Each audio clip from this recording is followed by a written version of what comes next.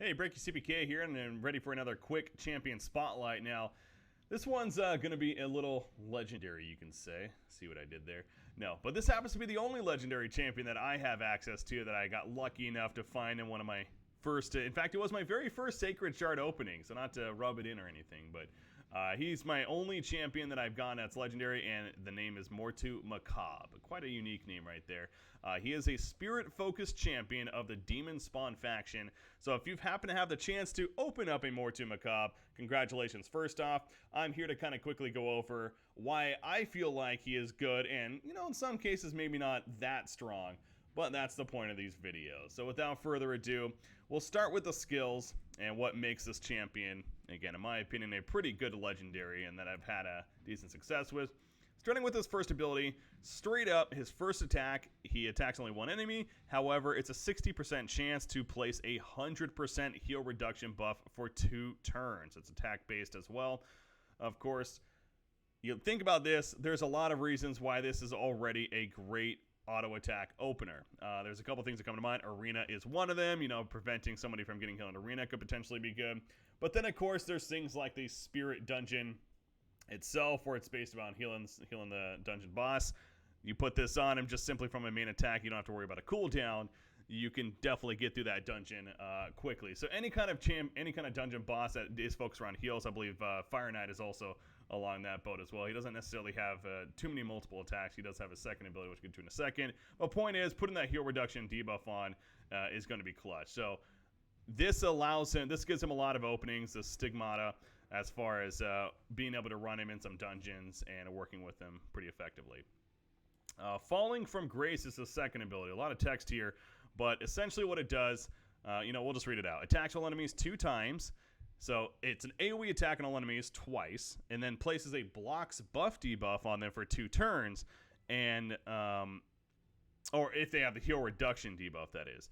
Each hit has a 50% chance of placing a blocked buff's debuff for 2 turns against targets that are not under the heal reduction. So whoever has a heal reduction debuff, if you put that on first, they will then guaranteed get hit by this. If they don't, there's still a 50% chance, which is pretty damn good. And this one's also based around HP as well as attack. So that's kind of key right there. And something you want to think about, as, by the way, he is an HP-focused champion. So, but the Falling from Grace, I've had a lot of success with this ability, specifically in Arena. This is another reason why I personally like to run him in Arena. But again, there's some dungeons that come to mind where this could be certainly powerful. Being able to block buffs on said dungeon boss, certainly an effective tool. So that's something else that you can definitely take advantage of. As you can see, I don't have anything leveled up. Now, when it comes to leveling up the abilities, he is not that good for leveling up abilities, in my opinion.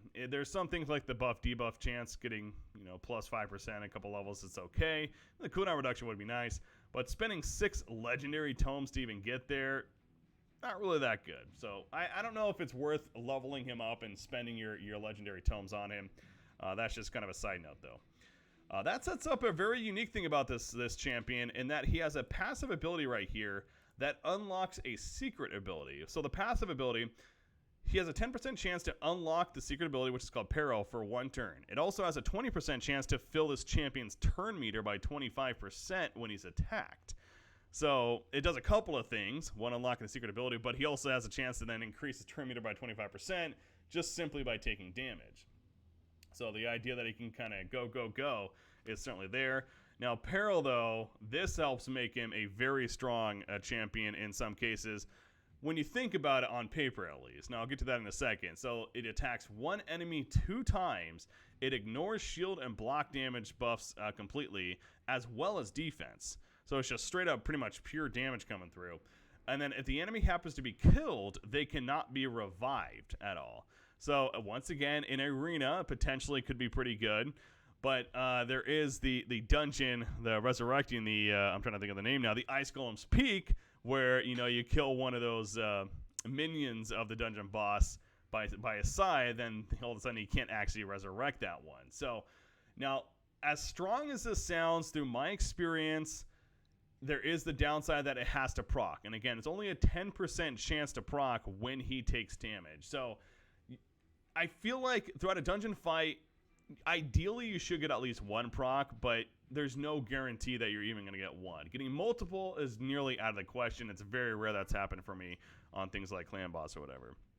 So, again, personal experience. As strong as this may sound and from when you open this champion, don't get too excited about it. Albeit, when he does proc, it feels pretty damn good to use it. But this sets up his aura, which, in my opinion, makes him a crazy strong champion, you could argue. You read that right there. Straight up increases his ally speed by 24% in everything. It's not specific on a dungeon or an arena. It's literally any battle. It's a 24% speed increase for him and his teammates. This is probably one of the strongest auras in the game. I don't know every single aura, but I gotta believe this has to be one of the strongest auras in the game. Obviously, this game is so much about speed in the first place, specifically with things like Arena, but really just anything, speed is going to be a great stat for you. You compare that to somebody like a Gorgoroth, which is a very popular champion in Arena.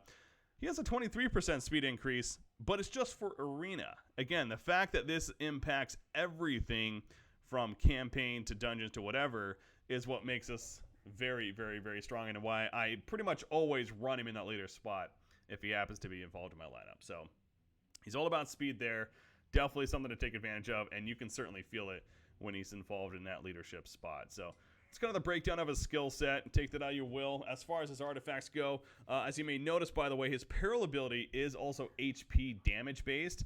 So with that in mind, I was trying out some things initially, running him in some HP sets, but honestly his damage still felt pretty underwhelming. So I switched up eventually to a 6 offense set to really make sure he's getting that damage in there.